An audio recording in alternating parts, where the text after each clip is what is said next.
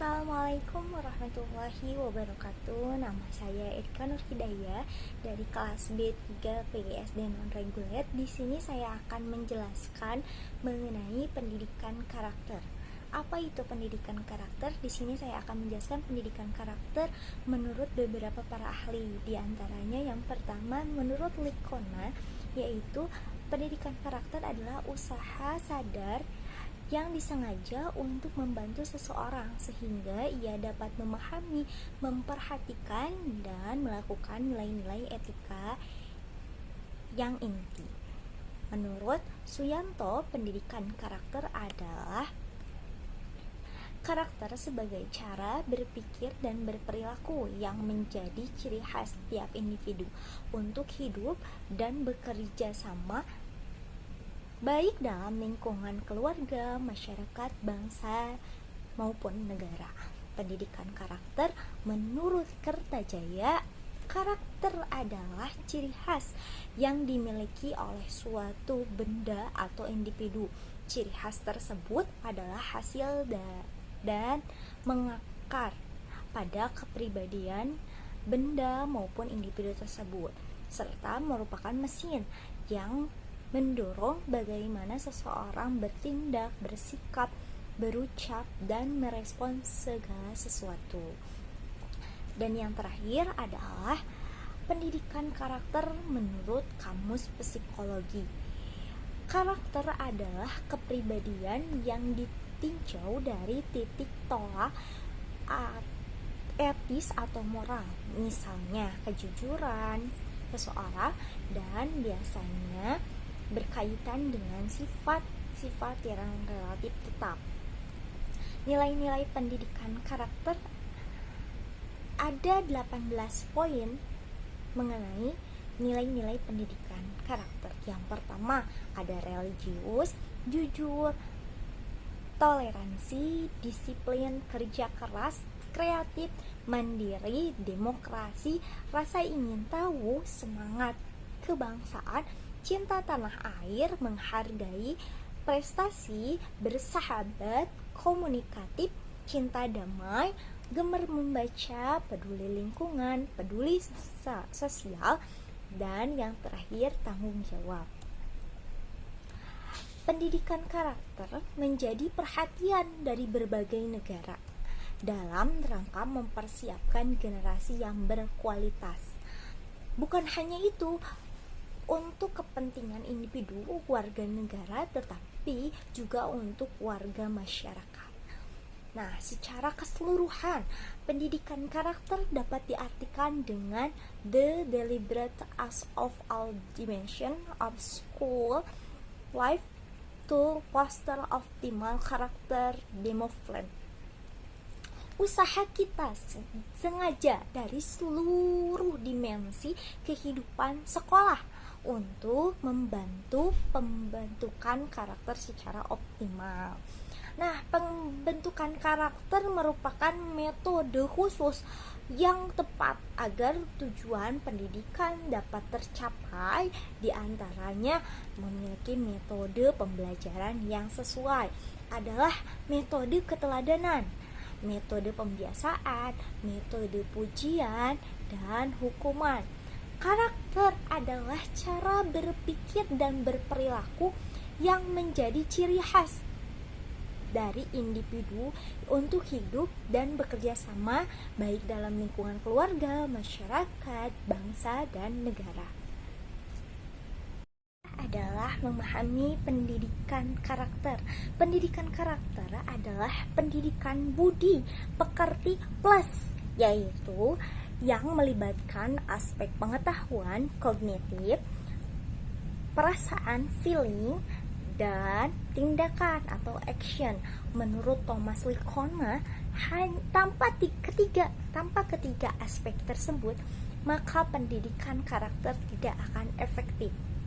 Dengan pendidikan karakter yang ditetapkan secara sistematis dan berkelanjutan, seorang anak akan menjadi cerdas emosionalnya. Kecerdasan emosi ini adalah bekal penting dalam mempersiapkan anak menyongsong masa depan, karena seseorang akan lebih mudah dan berhasil memahami segala macam tantangan kehidupan, termasuk tantangan untuk berhasil secara akademis. Nah, terhadap 9 pilar karakter yang berasal dari nilai-nilai luhur universal, yaitu yang pertama, karakter cinta Tuhan dan segenap ciptaannya. Yang kedua, kemandirian dan tanggung jawab. Yang ketiga, kejujuran atau amanah diplomatis. Yang keempat, hormat dan santun. Dan yang kelima, dermawan, suka tolong menolong dan gotong royong. Yang keenam, percaya diri dan pekerja keras. Yang ketujuh, kepemimpinan dan keadilan. Yang kedelapan, baik dan rendah hati. Yang kesembilan, karakter toleransi, kedamaian, dan kesatuan. Nah, dari pilar tersebut diajarkan secara sistematis dalam model pendidikan holistik yang menggunakan following the good, feeling the good, action the good. Following the good bisa mudah diajarkan, yakni following the good bisa diajarkan sebab pengetahuan bersifat kognitif saja. Setelah following the good harus tumbuh feeling loving the good, yakni bagaimana merasakan mencintai kebajikan menjadi angin yang bisa membuat orang senantiasa mau berbuat sesuatu kebaikan, sehingga tumbuhlah kesadaran bahwa orang mau melakukan perilaku kebajikan karena dia cinta dan perilaku kebajikan tersebut. Setelah terbiasa melakukan kebajikan, maka action the good itu berubah menjadi kebiasaan. Nah, dasar pendidikan karakter ini sebaiknya diterapkan secara dini atau usia kanak-kanak, yang biasa disebut oleh para ahli adalah usia emas, golden age, karena usia itu membuktikan sangat menentukan kemampuan anak dalam mengembangkan potensinya. Untuk yang selanjutnya,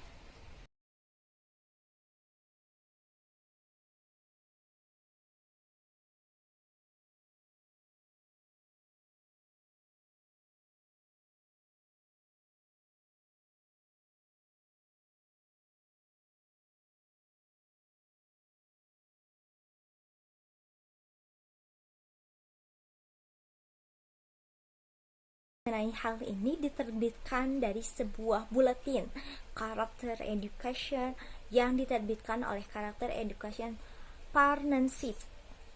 Dalam buletin tersebut diuraikan bahwa hasil studi dari Dr. Marvin Berkowitz dari Universitas of Missouri St. Louis menunjukkan peningkatan motivasi siswa sekolah dalam meraih prestasi akademik pada sekolah-sekolah yang menerapkan pendidikan karakter. Kelas-kelas yang secara komprehensif terlibat dalam pendidikan karakter menunjukkan adanya penurunan drastis pada perilaku negatif siswa yang dapat menghambat keberhasilan akademik.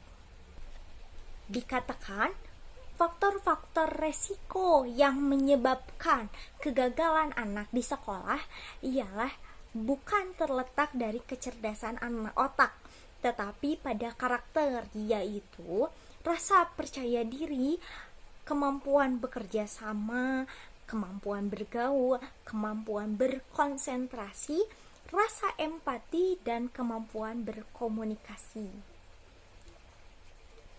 Nah, hal itu sesuai dengan pendapat dari Daniel Goleman tentang keberhasilan seseorang di masyarakat. Ternyata 80% dipengaruhi oleh kecerdasan emosi dan hasil 20% 20% ditemukan oleh kecerdasan otak atau IQ.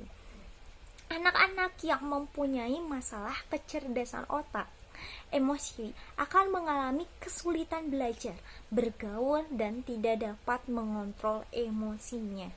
Anak-anak yang bermasalah ini sudah dapat dilihat sejak usia prasekolah dan kalau tidak ditangani akan terbawa sampai usia dewasa. Sebaiknya, para remaja yang berkarakter akan terhindar dari masalah-masalah umum yang dihadapi oleh remaja seperti kekanak-kanakan, tawuran, narkoba, miras, perilaku seks bebas, dan sebagainya. Nah, ada beberapa negara yang telah menerapkan pendidikan karakter sejak pendidikan dasar. Yang pertama, Amerika Serikat, yang kedua Jepang, yang ketiga China, dan Korea. Hasil penelitian di negara-negara ini menyatakan bahwa berimplementasi pendidikan karakter yang tersusun secara sistematis berdampak positif pada pencapaian akademik. Nah, seringnya sosialisasi tentang relevansi pendidikan karakter ini, semoga dalam waktu dekat tiap sekolah bisa segera menerapkannya agar nantinya lahir generasi bangsa yang senantiasa cerdas juga berkarakter sesuai nilai-nilai budi luhurnya. Sekian dari saya, mohon maaf bila banyak kesalahan dan kekurangannya, mohon dimaafkan. Wassalamualaikum warahmatullahi wabarakatuh.